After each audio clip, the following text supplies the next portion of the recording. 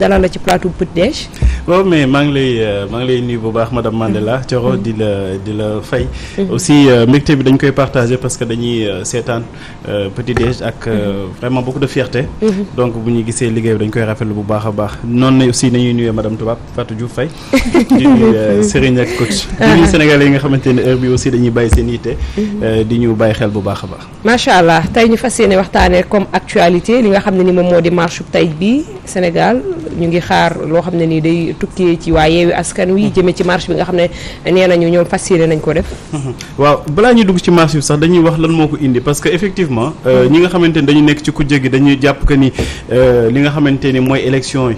dañ ko bëgg salfaañe te fu ñu ko nar a jaarale. mooy ci la kon ñu bàyyi bàkk bi wala ñu continuer. waaw bu ko neexee rek. wala ñu jëli bàkk bi. na xool rek. d'accord mën nañoo continuer kon. mën nañoo continuer. d'accord alors li ma doon wax mooy boo gisee ñi ne ci kujje gi tey jii surtout waa Yewwi Askan Wi parce que aussi am na yeneen coalition yoo xamante ni ñu ngi ci kujje gi te bokkuñu ay revendications jamono jii mais ñi nga xamante ni waa Yewwi Askan Wi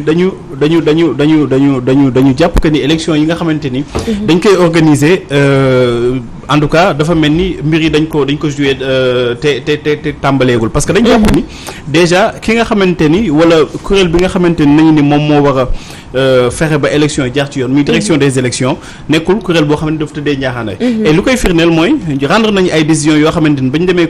conseil constitutionnel daf ko kase donc li nga xamante ni loolu rek déjà waroon na wan à suffisance que ni peut-être kuréel boobu di direction des élections li waa Yewwi Askan Wi di wax mën nañ leen jox quand même ba ay assez de crédit parce que aussi bu nekkee ñoom dañu rendre benn décision ñee dem conseil constitutionnel leen li ngeen def tegoo leen ko ci yoon delloo ñi nga xamante ni waa Yewwi Askan Wi seen liste de Dakar donc loolu rek yaakaar naa ni waroon na mën a doon preuve à suffisance quand même que ni ñoom tëddeew ñu ñaaxanaay parce que ñaari mbir ñoo mën a am coro soit dañuy incompétent ba xamuñu lu code électoral wax wala dañuy def lu leen neex te ñaar yooyu yëpp bu mu ci mënti doon daf leen di écarter comme ñi nga xamante ni ñoom ñoo war a saytu mbir yi wala ñoom ñoo war a organiser élection beneen mbir bi parce que aussi bu ñu nee direction des élections wax ministère de l'intérieur dafa am benn relation de subordination c'est-à-dire tey jii dafa mel ni waa ministère de l'intérieur ñoom ñooy kilifa du sax dafa mel ni noonu la demee mooy kilifa waa direction des élections te am na loo xamante ni ci administration dañ koy tuddee insubordination c'est-à-dire bu ñu la joxee ay instruction yow boo appliqué wul instruction yi dañ la fay jëlee pour insubordination donc mënuñu ni dañuy dem ci ay élections yoo xamante ni kujje da ci bokk pouvoir da ci bokk te ministre de l'intérieur ñëpp nangu nañu dafa bokk ci benn parti dafa fax ci benn parti dafa fax ci benn clan ba noppi ministre de l'intérieur boobu noonu jiite ñi nga xamante ni ñoo war a organiser élection te li leen tënk di lu mu tudd relation de subordination bi ma wax léegi donc loolu yëpp am Yewwi Askan Wi dugal seen ay liste nu koy ñeneen ñi dugalee et bizarrement Yewwi Askan Wi gis ay irrégularité ginnaaw ba mu demee saytu liste Benno Bokk Yaakaar te loolu aussi dañ koy mel ni dañ koy faral di fàtte irrégularité yi nga xamante ni gis nañ ko ci liste Benno Bokk Yaakaar du waa direction des élections ñoo ko génne ñu ko génne mooy ñi nga xamante ni mooy Yewwi Askan Wi Déthié Fall nekkoon seen mandataire moo demandé pour dem vérifier lan moo nekk ci dossier Benno Bokk Yaakaar ba mu demee mu gis ni ñoom de parité bi nga xamante ni ñi ngi koy coow respecté wuñu ko alors de la même façon aussi waa Benno Bokk Yaakaar dem aussi demander pour vérifier liste Yewwi Askan Wi ñoom aussi ñu gis ni benn nit koo xamante ni jigéen la dañ ko investir ci benn liste mu nekk suppléant ñu investiraat ko ci titulaire ñoom ñu ni ci loolu aussi war nañ ci mën a sukkandiku pour neenal li nga xamante ni mooy liste Yewwi Askan Wi foofu mën nañ si taxaw tuuti parce que li si xaw a doy waar xam nga tey boo déggee waa Yewwi Askan Wi di wax dañuy naan comme tey jii dañu bind Thioro ñaari yoon bind nañ ko ci liste titulaire bi bind nañ ko ci liste suppléant bi lan moo tax waa direction des élections ministre de l'intérieur ak conseil constitutionnel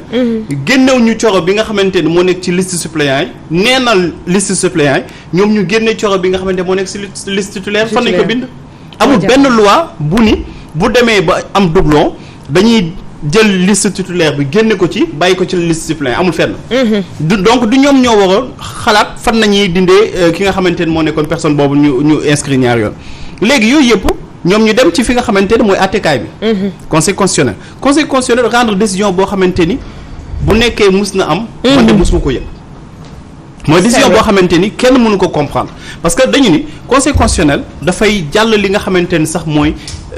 prérogative yeneen institutions yi c'est-à-dire yenn juges yi dañ leen di tënk ni leen li ngeen di def de na méngoo ak li yoon wax ak li loi wax ak li conseil ak li constitution wax mais conseil constitutionnel am na sañ-sañu jàll au-delà des textes ñoom ñu dem ci conseil constitutionnel boobu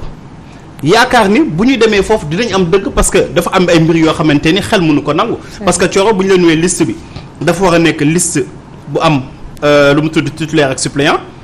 ci benn liste il faut mu am titulaire ak suppléant boo indee suppléant kese liste bi dañ koy neenal boo indee titulaire kese liste bi dañ koy neenal ñoom jàppoon nañ ne bu ñu demee conseil constitutionnel da leen di jox dëgg ñu dem foofu aussi conseil constitutionnel rendre décision boo xamante ni ñoom comprendre ñu ko et sénégalais yu bëri comprendre ñu ko boo dégg ay spécialistes wala ay juristes ñu bëri dañ leen naan lii de nekk na loo xamante ni mosuñu ko dégg te li ci gën a doy wax mooy dafay indi li ñuy tuddee jurisprudence c'est-à-dire demain bu élection amee man am naa sañ-sañu yóbbu benn liste boo xamante ni lu mu tudd suppléant kese lay doon te ku ma ko neenal ma indil ko li nga xamante ni moom mooy décision bii accepter liste Yewwi Askan Wi de la même façon aussi mën naa demee ma indi liste boo xamante ni benn bokk yaakaar wala lu mu tudd titulaire kese lay am du am suppléant te ñaar yooyu yëpp loi dafa ni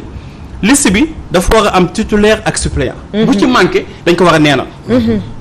waaw loo xamante ni dañ la ni dafa war a am titulaire ak suppléant dañ ko war a neenal bu ko amul léegi ñoom ñu accepter loolu dafa nekk lu inédit c'est vrai alors yooyu yëpp tey jii taxaw ñoom ñu ni dañuy dem manifester comme nu ko Macky Sall doon wootee te 2011 te lu ci gënoon doy waar mooy président Macky Sall boobu jamono jooju candidat la à la présidentielle moom dañu valider woon sa candidature ñu ni ko Abdoulaye Wade mu ni Abdoulaye Wade jiiñ ñi nga xamante ni ñooy conseil constitutionnel corruption passive ak active ni Abdoulaye Wade mi ngi leen di neexal mi ngi doon jéem boobu ba tey nan lay fexee ba bokk ci élection yi nga xamante ni yoon mënu ko ko permettre alors boobu temps Macky Sall dafa woote woon à des manifestations des mobilisations c'est vrai li mu doon wax ñi ngi koy bàyyi xel ba tey jii ñi ngi koy partager ci réseaux sociaux yi donc président Macky Sall wala candidat Macky Sall fu ko mbir yu tolloon tey jii foofu la Ousmane Sonko toll encore que moom sax ginnaaw ba ñu accepté sa candidature moom dafa accepté woon ni day wàcc ci benn parce que candidature bu Abdoulaye Wade candidature boobu dafa nekk candidature bu kenn warut a recevoir donc ñoom ñi nga xamante ni démb dañu doon woote dinaan nañu dem manifester waxuñu woon jamono jooju nañu tënku ci conseil constitutionnel lu mu wax mi président Macky Sall mi Idrissa Seck mi keneen ak keneen Moustapha Niasse xeeram ak ñeneen ak ñeneen donc loolu buñ koy fàttali nekkuñu di wax joo xamante ne dañ ko inventé c'est-à-dire ay fee la te tubaab nee na les faits sont têtus Macky Sall nag fu ko mbir yi tolloon tey jii foofu la opposition toll parce que dañuy jàpp ni comme ni ko Abdoulaye Wade defe woon ñoom dañuy njortu ni Macky Sall dafa nekk di def ay tripatouillage di jéem a fexe xool ban liste mooy jàll ak ban liste lay coincé te ñoom aussi dañuy jàpp que ni comme ni ko Macky Sall doon waxee jamonoy 2011 que Macky Sall président moomul réew mi c'est vrai que démocratie moo sut Macky Sall moo sut suñu jëm ñun ñi ñëpp te dañ ko am te fu ñu ko jëlee mooy si ay ginnaaw ba ay nit xeexee pour ñu am ko te président Macky Sall fekke loolu moom aussi mu contribuer ci xeex yooyu donc tey jii loolu moom waral tey ngay dégg manifestation yi mais am na aussi yeneen mbir yoo xamante ni yaakaar naa bu ñu kiiwee waxtaan bi dañ si gën a yaatal incha allah dañuy ñëw ci côté DGE muy conseil constitutionnel les 7 sages yi nga xam ne nii aussi Sénégal mi ngi leen doon déglu ba li ñu wax décision yi ñu bari ci sénégalais comme ni nga ko waxee juristes yi ànd ñoom mais aussi bu ñu jëlee DGE gi nga xam ne ni aussi daanaka ci ñoom la lu bari commencé kan moo leen jiite mooy ki nga xam ne moom moo jiite tey jii ministre de l'intérieur ñu ne lan la ñu ne poste politique le président de la république ci moom la jóge daal maanaam ñu fal ko donc est-ce que foofu atte bi waroon nañ ko fu mën a xaar est-ce que du doon nag loo xam ne ni bettul kenn waaw xam nga foofu li tax ma jàpp que ni dañu far ñaari mbir la benn bi mooy décision bu conseil constitutionnel njëkk rendre ci par rapport ak liste Yewwi Askan bu Dakar foofu Yewwi Askan bi dañu gisoon que ni dañu juumoon ci li nga xamante ne nañu defe woon seen liste jël ay jigéen teg leen ñoom ba ñu gisee que ni defoon nañu ay erreur ci seen liste ñu dem ci DGE comme nu leen ko yoon mayee ni dañuy dem remplacer jigéen yooyu indi liste bi mu nekk liste bu paritaire waa DGE ni leen doon fi duggee seen correspondance duñ ko jël administration kenn amul sañ-sañ ñu indi la correspondance te doo ko jël te loolu lépp tegul ci yoon beneen bi mii ñoom dañu àndaloon ki nga xamante ni huissier la huissier dafa nekk une personne assermentée c'est-à-dire koo xamante ni amul fenn fuñ ko mën a tere dem mais dañ ko ni doo dugg ci direction des élections parce que huissier boobu dafa doon constater bu constater day def PV constat yóbbu ñu ni ko doo dugg foofu conseil constitutionnel si ko ni ko ci yooyu ni leen déjà da ngeen violer li nga xamante ni mooy loi électorale parce que ñoom nekkoon nañ ci délai yi nga xamante ni waroon nañu mën a dugg changer seeni liste. c'est vrai. beneen mbir bi. tey wax naa la conseil constitutionnel li mu rendre comme décision de justice beneen mbir bi di mbirum Déthié Fall ak waa Benno Bokk Yaakaar donc tey bu Déthié Fall demandé wul woon pour vérifier liste Benno Bokk Yaakaar irrégularité yi su nekk kenn war ko woon gis. kenn war ko woon gis. parce que ñoom ba ñu déposé ñoom waa Benno Bokk Yaakaar jox nañ leen seen récépissé de dépôt. nee nañ leen lii ngeen yor lii ngeen ñu déposé de nekk na lu conforme parce que bu conformul woon dañ leen koy notifier ñoom ñu mën a changer li nga xamante dañ ko sa war a changer si délai bi nga xamante ni délai imparti la. alors bu nekkee yow da ngay def loo xamante ni conseil constitutionnel da koy neenal. wala ngay def liggéey boo xamante ni mandataire yi bu ñu ñëwee gis que ni effectivement liggéey bi waroon defoo ko. mais ñaari mbir yooyu lenn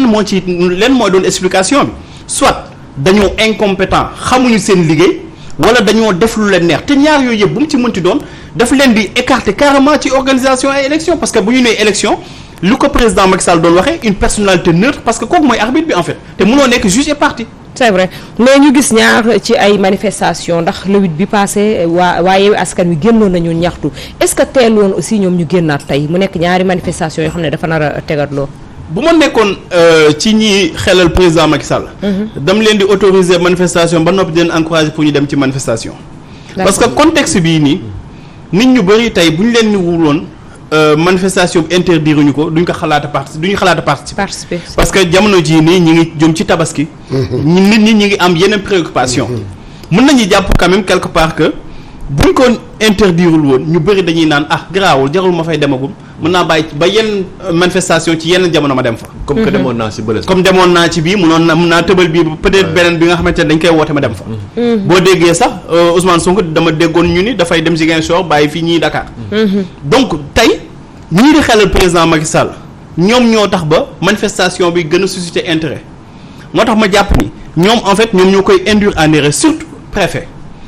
nag au-delà de sa personne parce que bu ñuy fàttaliku mars lenn moo indi woon jéye bi yépp mooy préfet bi fi nekkoon. Ousmane Sonko dañ ko convoqué ci veille bi mu def conférence de presse nit dina dem wuyu ji parce que ay nit ñoom ñoo ko woo ni ko demul wuyu ji ba muy dem di wuyu ji ànd ak ay nditam ñu changer ko itinéraire mu accepté ko ñu dem ba ci benn jamono ni ko da ngay jaar ci yoon boo xamante ni am na ay personnes yu armées yu fa nekk ñu koy gis si ay images ay personnes yu armées non identifiées nekk ci ay L200. nekk ci corniche bi ñu ko foofu ngay jaar mu ne du fa jaar ñu baare li nga xamante ne mooy cortège bi chargé leen jël Ousmane Sonko dugal ci kaso. si la dëkk bi tàkkee. donc loolu yëpp mi ngi judd ci lan préfet bi nga xamante ni moom moo doon changer Ousmane Sonko itinéraire tey jii préfet ñëwaat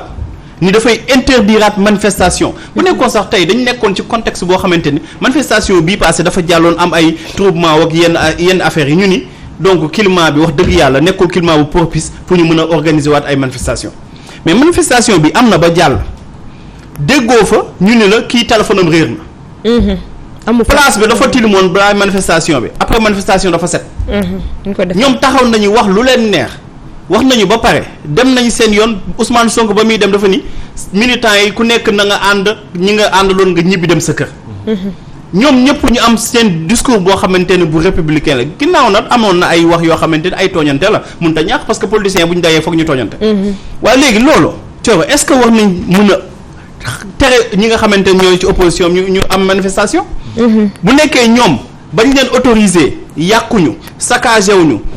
et délai bi nga xamante ni préfet waxoon na leen ko ci délai bii ngeen koy yemale. mais yemale nañ ko fa ci bërëb bii nag ngeen koy yemale nañ ko fa lan mooy tey jii justifier ñoom ñu ne dañuy manifester waat ngeen da nga koy nee na au nom de quoi c'est-à-dire dafa am ay mbir yoo xamante ni moo tax man le préfet moo fi indi woon li xewoon mars te bu ñu moytuwul aussi préfet lu fi nar a amaat aussi moom moo nar a doon lu mu tudd responsable bi. waaw léegi c'est que man lu ma bëgg a laaj Pamata damay delluwaat rek ci maanaam organiser ba kii bi marché bi xam nga bay rassemblement la. est-ce que Pamata xalaatoo ne que ci rassemblement ba. bii tamit rassemblement la def.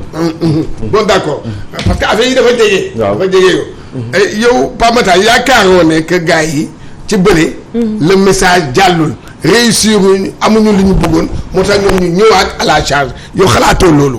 waaw non xam nga manifestation yi bu ñu koy def surtout genre manifestation yoo xamante ni ñoom bañ koy teg neewoon nañu le 8 bi passé commencement la woon. dañ ni woon commencement la waxuñu woon aboutissement. bu ñuy commencé benn mbir nag noonu lay demee discours bi dina das présidence bi aussi dina das même organisation bi dina am lu bëri loo xamante ne foog ñu ñoŋal ko après. alors defoon nañ ko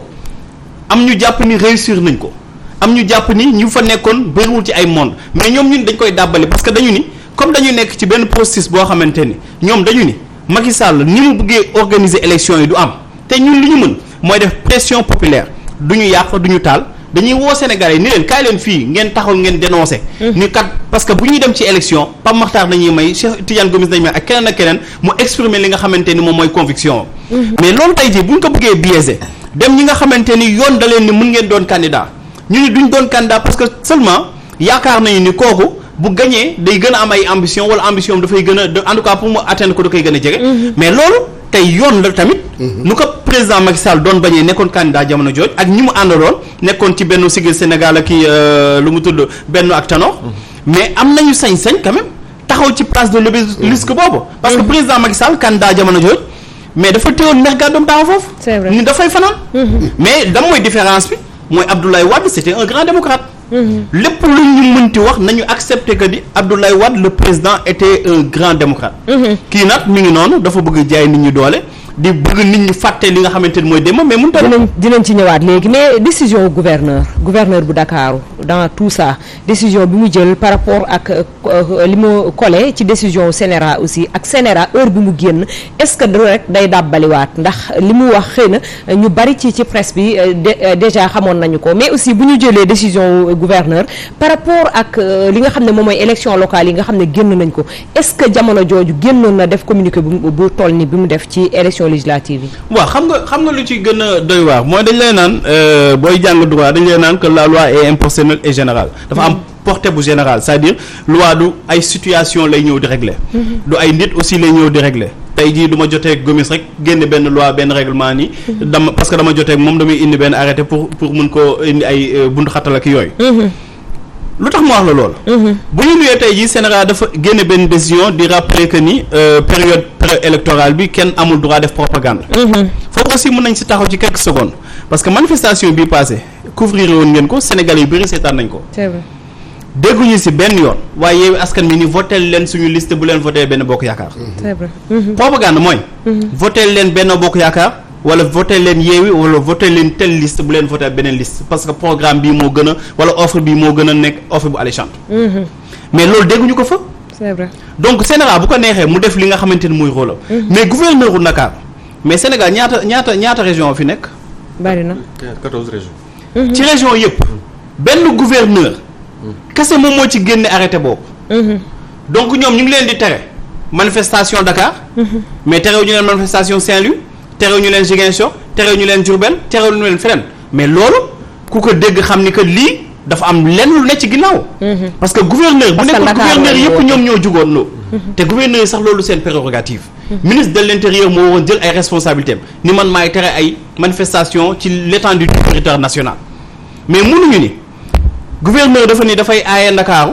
gouverneur wu Ndar aayewul dara gouverneur beneen bi aayewul dara. c'est-à-dire loolu dafay poser problème. c'est vrai te Ndakaaru boobu noonu si nañu ñëwee dañuy def manifestation. donc à une semaine de la manifestation wala à quelques jours de la manifestation yow nga ñëw taxaw ni da nga génne benn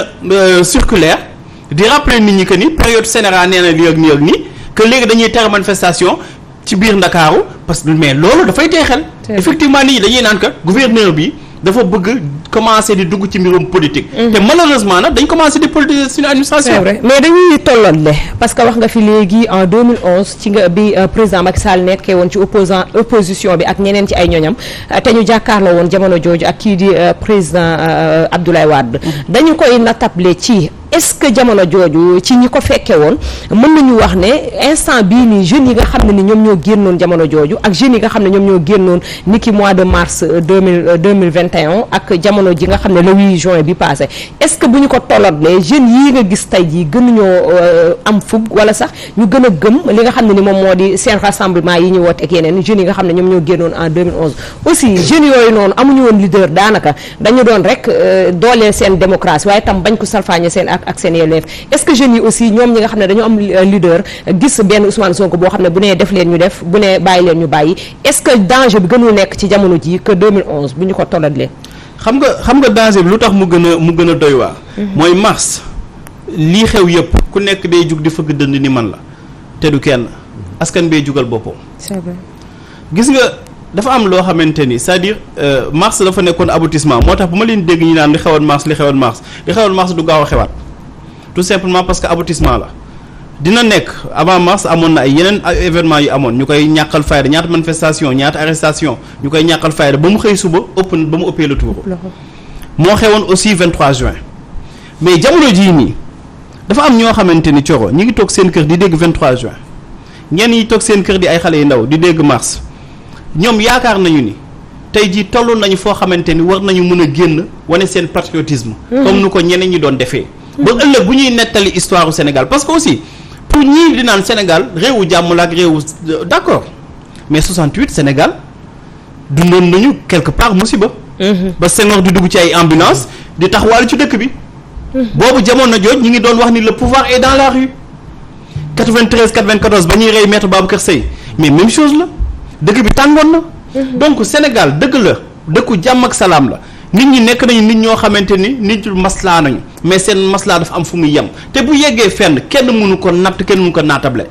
day ñëw ba jaaxal ñëpp nag bu affaire yi jàllee nag si la ñu mën a toog di natt naan nañ comparer du ñu comparer parce que jàppoon nañu ni boo seetloo avant mars bu ñu doon jël benn référence sax 23 juin nañ la doon wax. c'est vrai. te bu ñu lay wax 23 juin ak mort mais 23 juin la journée du 23 juin amul benn mort. benn nit ñàkku ci bakkanam. c'était d'ailleurs autorisé sax. c'était autorisé. ñii ni waa PLS ni dañuy ñëw taxaw côté palais. opposition bi taxaw ni dañuy taxaw côté beneen côté bi place Soweto côté bu nekkee côté assemblée nationale. Abdoulaye Wade bàyyi leen ko mooy démocrate bi mu doonoon. alors mais tey jii nii déjà manifestation mënut a am mais li nga xamante ni wax dëgg yàlla moom mi ngi fi commencé ne buñ si jugul léegi moytu politisation administration bi. mais wax dëgg yàlla lii nar a ñëw kenn du xam fan lay jógee te bii tàkk kenn du xam fan lay tàkk parce que en fait du nit ñi ñoo am pouvoir boobu. nit ñi ñooy xëyee suba jugandoo ci ay détails yu ñàkk fayda yow da ngay naan sax mais attends ñii lan la ñuy coow lii te alors que dund nañu lu ko gën a metti muñ nañ ko. parce que seen boolu muñ moom mooy kii moom mooy. Fatou. waaw Thioro wax ci Pape Matar li mu wax rek 23 juin boo seet moom mooy déclic bi. ci li nga xamante ne mooy mentalité jeunes yi. te li nga xamante ne mooy ardeur bi ñu àndal pour faire face à ce régime donc bu fekkee rapport de force nag day am ci dëkk je pense que démocratie kon absenté na fa bu baax te li nga xamante ne moom mooy grandeur d'un chef d'État je pense que bokk na ci nga démocrate d'abord accepter sa moroom même bu fekkee ci opposition bi la nekk nga nangul ko li nga xamante ne moom la bëgg a def accepté wuñu li nga xamante ne moom mooy liste yi ñoom génn nañ bëgg a li nga xamante ne ñaawlu loolu nañ leen ko bàyyil ñi def leen ko ci anam yu am jàmm bu dee bëgg nañ jàmm seen peuple bi mais bu fekkee ne yi am na mooy rapport de force bi ñuy wax mu bëgg a am diggante ñoom loolu moom ça ne passe pas ci li nga xamante ne moom la ñu war a gouverner ab réew même bu dul loolu li nga xamante ne mooy nit ñi instant bi cherté de la vie bi même bu dul woon sax lii la ñu am na ñoo xam ne benn esprit la ñu ñëwee ci rassemblement boobu da nga gis ñoo xamante ne boo ne interroger waxuñ ci affaire liste bi de ñoom ñu ngi lay wax ci li nga xamante ne mooy dëkk bi nu mu seeree le vide gi waaye gis nga boo ne interroger ñoom ñu ngi wax ci li nga xamante ne mooy conjoncture bi nga xamante ne instant moom lañ nekkee ñoom moom la ñuy wax ak tabaski bi nga xamante ne jub si nag leneen donc ñoom waxuñ sax waxu liste donc bu ñu yaakaar ne nekk opposition bi lu ñu bëgg a revendiquer loolu kese la mais am na leneen yoo xamante ne mu ngi ci gannaaw kon du opposition bi kese ñoom ñoo bëgg a daje mais askan wi aussi te respecter askan wi ci la bokk loolu yëpp te nañu reconnaître ku nekk opposant bu nekk temps bu nekk am na li nga xamante ne mooy ku ciy nekk mais il faut reconnaître que opposition bi elle est inédite musu fee am ci Sénégal opposition boo xamante ne am na abnégation bu toll nii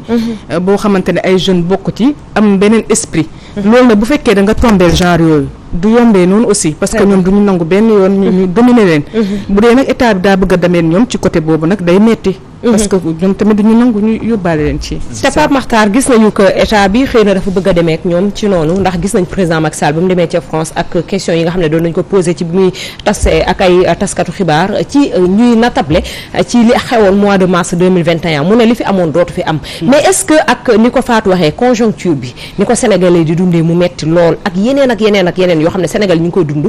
bi ñuy wax mois de mars ñoom génnoon nañu ne dund gu metti gi couvre-feu beeg yeneen ak yeneen moo tax xëy na ñu bari génn di révolté wu est-ce que loolu nekkuñu di dund lu pire loo xam ne ni mën nañu attendre à ce que mu gën a dégénérer. waaw déjà Thioro. boo nuwee li fi amoon dootu fi amaat day fekk loolu fi amoon nga sàkk woon ko. c'est vrai. mais loo xamante ni ba muy am sàkk woo ko xamoo fu mu jóge mënoo ni dina fi amaat ak du fi amaat mais boo comprendre président Macky Sall dafa nekkoon en fait ci logique gu rassurer ay partenaires am. parce que li fi amoon mars lan lañ doon laal li nga xamante ni mooy ay entreprises françaises. mi ngi gis parce que président Macky Sall aussi comprendre na géopolitique. mi ngi gis ni ci semaine boobu noonu invité nañu ñaari waa PASTEF te ñu leen invité nekk ay médias publics français. mu xam ni que peut-être ñoom ñi ngi koy commencer de lâcher parce que français seen intérêt nañu suivre bu ñu gisee seen intérêt Ousmane Sonko dinañ dem ànd ak Ousmane Sonko mais bien que dinañu wàññi seen avantage yu ñu doon am ak yooyu yëpp mais graawul. daañu ànd ak moom parce que ñoom seen intérêt nañu sauvegarder. mu xam ni que jamono jii nii il faut que mu wax te bii wax lu muy njëkk def mooy rassurer leen li fi amoon doot fi amaat maanaam yéen seen entreprise yu ñu laaloon kenn doot ko laati. seen intérêt yu ñu laaloon kenn doot ko laati doot fi amaat. donc ton boobu la doon waxee mais du ay question de dafay wax pour askan beeg yu kenn xamul parce que askan bi yaakaar naa mooy li ma la wax léegi moom sàkkul woon loolu mu am. donc moom comme sàkkul woon loolu mu am mënul wax ni dina fi amaat ak du fi amaat te du gisaane kat. te kenn ñaanul yàlla loolu amaat fi. parce que li fi amoon ñun gis nañ ko ñu ngi woon ci mbedd mi. ay policiers yoo xamante ni da nga leen di gis nga xool seen bët yi gis ni ñii dañu xaw a ragal. nga gis ci askan bi gis détermination boo xamante ni yow da ngay tiit parce que da ngay naan ñii moom. bu ñuy ñëw dox seen diggante ak policiers yi lu leen la ñuy naroon gis. ngay gis ay forces de l'ordre yu leen di dàq ñiy daw. c'est ça. parce que ay nit kese nañu dañ leen teg ci ay situations yu difficile. mais gis nga mars dañu fàttali ni la souveraineté appartient au peuple et le peuple a toujours raison. ñaanuñu yàlla na di yeggaat foofu man ñaanuma ko yàlla bu ko kenn ñaan yàlla mais ay taxaw dinaan ay dina amaat ak du amaat je pense que du discours bi nga xamante ni dañ koy xaar ci président te dafa ñu woon ba ñuy génn mars. que il avait compris le message. c'est vrai. te ñoom ci seen bopp. Gomis ñoom ñoo ñu woon que Sénégalais yi dañoo génnuñu parce que politique mais dañoo sonn. mars li nga mënoon tey jii mënatoo ko. bu ñu sonnoon mars tey dee nañu. wallaay. prix fi ñu tolloon ci mars tey la gën a metti. donc bu nekkee dañu ni woon émeute de la faim la que nit ñi dañoo xiifoon moo taxoon ñu génn mars kon xanaa tey jii kenn du fanaan ci kër. donc nañu bàyyi seen caaxaan yi ñoom ñi nga xamante ni ñoom ñoo taxawoon ni mars nit ñi dañu sonnoon moo taxoon ñu génn ñu woon pour Ousmane Sonko mais tey la nit ñi gën a sonn. donc dara defu ko alors qu'il avait dit que ni comprendre na li nga xamante ni mooy sénégalais yi. et lan la ñuy gis à côté ñu ni la benn kër nañu sàcc 800 millions presque 1 milliard. mais loolu rek jaroon na manifestation ba dee. ci réew bu yoon.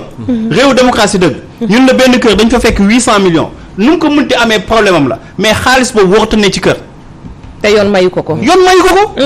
et pourtant déggoo ci dara kooku nga xamante ni moom moo def infraction moo wëlbatiku dinaan dee toppi ay sàcc. ku ñu waroon topp mooy wëlbatiku di topp ay sàcc. donc dafa am yu bëri yoo xamante ni wax dëgg yàlla dafa mel ni dañuy défier askan te képp ku défier askan di nga ko gis. Abdoulaye Wade def na ko président Macky Sall def na ko mars gis nga ko bu ko defaatee aussi dina ko gis. OFNAC mi épinglé ñu bëri boobu ba léegi gisuñ ci dara loo xamante ne am na ci yooyu yëpp a ngi noonu. ay maire yu askan bi dajale la. Pape Makhtar entre le 8 ak le 17 bi bon une semaine la mais lu bëri da see xewaat aussi. ni procureur de la République wax ci ne jàpp nañ ci ab rebelle ne ci manifestation la bëggoon bokk est-ce que du jox raison aussi préfet de Dakar mi interdire ak trouble à l'ordre public bi li muy cité ci comme motif. te dama la ci yokkal que en mois de mars 2021 waxoon nañ fi force occulte voilà. waxoon nañ fi ñeneen ñoo xam ne dañu kii woon rassemblement yeeg yeneen ba doon leen sax jiiñ ne est-ce que du ñoom ñoo terroriste ak yooyu est-ce que du ñoom ñoo rey ñi jot a faatu bu ñu dee jubaat lu mel nii ñu génn di wax ay waxi rébellion est-ce que aussi du ñu yokk ci xar mi karaw. waaw mais xam nga wala taafantoo la rek. procureur bi bien que ku bees la mais yaakaar naa ni li nga xamante mooy administration surtout justice dafa am lu ñu tuddee continuité. c'est vrai. ba muy génn man dama doon yaakaar buy génn ci 14 morts yi nga xamante ni ñi ngi ko doon wax ci mars boobu si lay génn wala mu ne ñu dossiers yi nga xamante ni OFNAC épinglé na ay nit comme ni ko Fatou Diouf waxee léegi épinglé ay nit dinañ si jox ay suite mais yooyu yëpp wala 800 milliards wala 800 millions yi nga xamante ni voilà ñu ngi dégg ni benn waay joo xamante ni bërki démb man moo ma yemoon situation wala bu ma ko tanewul tey jii mu yor ci këram 800 millions ba ñu sàcc ko si te njëkkoon nañu sàcc ci moom 250 millions donc moom rek ci këram sàcc nañ fa 1 milliard alors donc loolu yëpp procureur bi waxu ci ñëw ni ñu dafa am benn rebelle boo xamante ni dañ koo jàpp rebelle nag bu ñu ko jàppee man lu may njëkk xaar ci moom moo ñu génn ñu ay gànnaayam ñu ni gànnaay yi la yoroon mais nee nañ ci rebelle bi ni ñu ko doon bañ koy dàqa ji rebelle bi am na temps wu dem denc ji ay gànnaayam làq ko doogay kon nekk dem yoonam c'est-à-dire am na ay mbir yoo xamante ne wax dëgg yàlla dafa mel ne suñu intelligence nañuy insulté gis nga nañu bàyyi seen caaxaan ni nga ko waxee nii dañu ni woon mars ay forces occultes ni ay terroristes ak lu ne wax nañ ko fi ñu jàll mars dégguñu ci lenn ay sénégalais yu bëri nit ñu comme nee ngeen ay forces occultes dañu ne ci biir réew mi yore ay gànnaay di rayaate wax leen ñu ñan la pour ñu mun a xam fan nañu nekk ak suñu sécurité kan moo koy jël en charge ba tey mujjul fenn ñu xëy suba di ñu wax ay waxu rébellion te loolu yaakaar naa ni pour respect sax pour la population de Casamance bi nga xamante ni dañuy dund lu metti ay famille ñoo si disloqué wu ay économie yàqu si ñoo xamante ni ñàkk nañ seen njaboot ñii ñàkk ci am si ay blessures yoo xam ne dañuy topp seen ngir dund tey ji waroon nañu mën a foyee lu ne ba mu des rébellion Casamance te malheureusement dafa mel ni ba Ousmane Sonko ñëwee ba tey amuñu lenn luñ ko mën a opposé wala lenn luñ ko mën a taqal lu dul rébellion ñun nañ topp ci loolu di ko jéem a forcer rébellion bi mais loolu yaakaar naa ne du lu ñuy xaar ci homme politique yi li ñuy xaar si ñoom mooy offre programmatique président Macky Sall ba muy nekk candidat Walfadjri bii la doon ñëw ñu bëri jëluñu woon candidature am au sérieux Benno Bokk Yaakaar bu ñu doon toog moom ci chaise si ginnaaw la doon toog nekkul woon leader non mais c'est la vérité nekkul woon leader ci ginnaaw la doon toog Walfadjri kese la doon am temps d'antenne amul woon beneen télé bu ko doon invité moom tey jii sénégalais dañ ko jox confiance mais amul tey di naan moom mooy tànn kan moo ko war a wutu parce que moom jeexal na liñ ko demandé mooy def nga li nga war a def mais demal ci jàmm ak salaam ki la war a wutu ñëw toog comme moom moo doon toog di naan Abdoulaye Wade Firawna ak Moussa mais moom na fàttali boppam Firawna ak Moussa donc tey Macky Sall amul luñ ko wax dañ koy tegal ay enregistrement Macky Sall di waxal Macky Sall Macky Sall candidat bu waxlee Macky Sall président peut-être Macky Sall candidat boobu dina dellu siwaat xam ne am na ay valeurs yoo xamante ni mi ngi ko doon prôné parce que moom dafay ñëw ci benn contexte boo xamante ni 11 personnes dañ ñàkk seen bakkan mu ñëw ni Abdoulaye Wade li mu leen doon wan ci ay insolence ak ay ministre am comme jëwriñ ñi dañoo xaw a xamadi man bu ma ñëwee tey jii naa leen wan li nga xamante ni mooy gestion bu vertueuse ak bu sobre république bi dafa perdre sa dignité man dinaa ko rehausser waat ba dignité république boobu dina ñëw démocratie dinaa ko fi saxal mais Macky Sall lan lay def dem di togg ay saagakat koo xamante ni waxuma la sax saaga mais accusation yu mu jël teg ko ci kaw institution boobu di ko jiiñ ay affaire de mœurs nga ñëw toog jàkkaarloo moom di def live c'est-à-dire dafay poser problème en fait c'est-à-dire dafa mel ni président Macky Sall dafa fàtte moom lan moo ko fal mais bu fàttee lu ko fal nag mais lu ko fal day yomb ci dernière question bi ñu daal di dikk ci li nga xam ne ni moom mooy ci rébellion gi ñu tudd ak yeneen pour xëy na xupp askan wi ñu bañ a génn est-ce que yaakaar nga ne askan bi loolu mën na leen téye ba bésub tey ji du ñu génn ci mbedd bi waaw loolu nag boo xoolee seen stratégie de communication la te dina ci am impact nag parce que boo xoolee ba ñuy jógee mars bi noonu ba gars yi di waxaat ay waxu manifestation dañu indi loi terrorisme si nañ modifier li nga xamante ne mooy loi 60 dama fàtte exactement ban loi la ci la ñuy commencé di wax ay waxu terrorisme yi naan ñiy participer ci manifestation bu ñu leen jàppee mën nañ leen toppee terrorisme ak yooyu noonu parce que jamono jooju noonu dañ doon intimider population yi pour ni leen bu ñu leen wootee ci manifestation bu leen bokk comme léegi loolu dem na ba xaw a kadib ñu ni il faut ñu faire évoluer terme bi nañu indi rébellion bu ñu indee rébellion dañ leen ni Pape Makhtar yow mi bëgg bokk ci manifestation bi mën nañ la tiiñal tuumaal la ni la rebelle nga parce que procureur lu mu mujjee wax dafa ubbi ay yoona nee na ñëpp ñi nga xamante ne laalee nañ si wala takk nañ si de près ou de loin directement wala indirectement maanaam indirectement mën nañu xool ba mu neex leen ne leen sa sikkim bi sa sikkimu rebelle la ak ci ànd ak ñoom ñu dem non tout simplement parce que te aussi teg na si ne am na ñoo xamante ni àndoon nañ ak présumé rebelle bi ñuy jàpp te rëcc nañ la waaw léegi mën nañu xëy suba gis la nga sol dara ñu ni waaw ci ñu rëcc yi nga bokk donc dafa nekk ay mbir yoo xamante ni tey loolu yëpp stratégie bu mooy pour sénégalais yi ba na génn. mais man nag yaakaar naa li gënoon yomb mooy président Macky Sall ak préfet ma kii ministre de l'intérieur accepter leen seen manifestation bu fa 30 nit nekkee ñoom suba. ñu def manifestation bu ëpp loolu. wala ñu def ko comme ni ko Abdoulaye Wade doon defee bu ñu wootee fii ñoom ñu wootee beneen boulevard. parce que Sénégal yi bëri na ay boulevard. manifestation kaay leen fii ñun ñu ñaxtu yow nga woote fee ni kaay leen ñu taasu mu jeex. mais est-ce que jar na tey jii manifestation Sénégal 2022 ak li ñu jot a dund ci démocratie. ñiy toog fii naan Sénégal manifestation moo nar a taal dëkk. doy na waax. amoon nañu mbégte ak contenté ànd ak yow ci actualité vraiment ni ñu koy waxee rek liggéey bi macha allah la ñu mën a wax donte ne Moustapha comme ni ñu koy fàttalee rek moom nga remplacé waaye def nga liggéey bu mucc ayib macha allah. di la jaajëfal bu baax a baax di la bàyyi nga tàggatoo ak ñi nga xam ne ñoom ñooy téléspectateurs yi. waaw di la jaajëfal bu baax baax soxna Thiaw yow sama jabar nga sama jabar xarit sama jabar la. wallaay di la jaajëfal. di rafetlu boo waxee bu dëkk bi mu kontaan. mais mooy yoon. booba ki ma xam ki ma xam c'est normal bu baax a baax di leen ñaanal yàlla voilà le reste nag mooy ñaan yàlla dal rek ak jàmm ak salaam réew mi nag toll na foo xamante ni ku artul di nga àtte te ñi nga xamante ni am nañu ay voix yu autorisé nañu génn wax te li ñu cadre unitaire plus waaw démb génn nañ ak benn dañuy yéex a génn parce que surtout ñoom ñoo doon wax waxu lu mu tudd charte de non violence ci élection yële passé yaakaaroon nañu ni bu ay contentieux juddoo rek ñoom ñoo waroon njëkk génn mais bon bien que génn nañu dañ koy saluer mais am na ay kilifa yeneen ñoo xamante ni yaakaar naa ne war nañ leen war a mën a dégg te homme politique aussi nañu bañ a fowe suñu réew réew mi Macky Sall moomu ko Ousmane Sonko moomu ko santul Diallo santul Faye sénégalais yee ko moom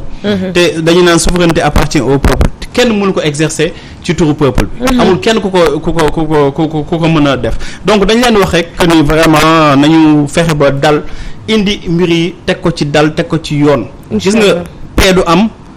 bu justice amul wallaay justice du am fu parparloo am dëgg la Macky Sall bu fàttali ko mars wéetoon na trop plateau yi gars yi di toog di wax lu ko neex ku toog di wax doo fi dégg benn bokk yaakaar dëgg la du préfet du ministre du gouverneur du kenn ku koy défendre donc moom na xam ni moom mooy le seul et l'unique responsable ni ñu toogee doon wax Abdoulaye Wade moom moo rey 11 personnes ci jamonoy 2011 bu fi leen xewee tamit Macky Sall nañuy wax parce que moom mooy responsable ndax moom la Sénégalais yi dénk donc na delluwaat à la raison xam ni aussi am na contexte bu ko faloon te amul droit trahir li nga xamante mooy askan di leen jaajëfal bu baax. macha allah le message est fort dañ ci rek sof leneen mu di nag ki nga xam ne ni moom mooy président Macky Sall ba tey jii ci yóbbante rek dañu koy wax ne ko bu ëllëgee du gis kenn ku dul Marième Faye Sall ak doomam yi nga xam ne ni tey jii ñoom la jur ci géñoom donc na bàyyi xel bu baax a baax te yaakaar naa ni doom bi nga jur ak doom biñ la jural lépp doom la rek te soo tëddee njaaxaanaay yaakaar naa ni am na ci loo xam ne nii sa xol du ko atten donc ñu ngi ñaan sunu borom yàlla na sunu borom sotti askanu Sénégal jàmm ak salaam ba lépp nekkaat à la norme dañuy rek dem ci li nga xam ne ni moom moo di ci rubrique sport ak Cheikh Ahmed Tidiane Gomis ginnaaw bu ñu jëlee bàkk bi dellusiwaat